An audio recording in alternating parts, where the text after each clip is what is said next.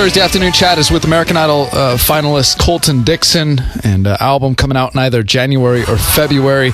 And I want to ask you about that. You know, when somebody makes the top 10, all of a sudden they're sellable in a sense because their face is so recognizable now. And most people that are believers maybe, you know, go through the whole circuit and then they end up later, years later, in Christian music. Hey, I'm a Christian, everybody.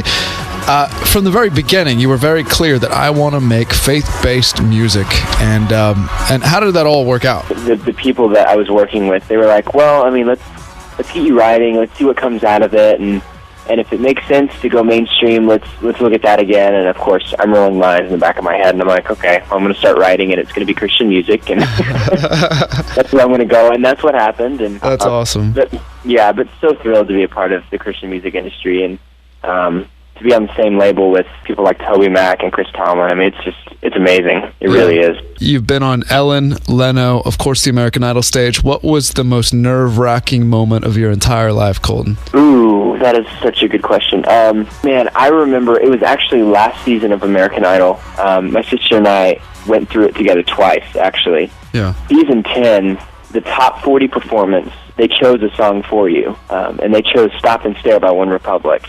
And I had never heard the song before in my life. You have about a week to memorize it, if that. But man, I remember walking to that stage in that airplane hangar, and I could not remember the lyrics, let alone the title of the song. I don't know what was going on in my head, but I was scared to death. Yeah. I got on the stage, and it was just me and some guy playing acoustic guitar, and I looked at him, I said, what's the name of the song? Wow. The look on his face was priceless. And I said, all right, I'm Colton, and I'm singing Stop and Stare, and here we go. Yeah. And he started going. I just remember praying. I said, God, I don't want to look like a fool right now.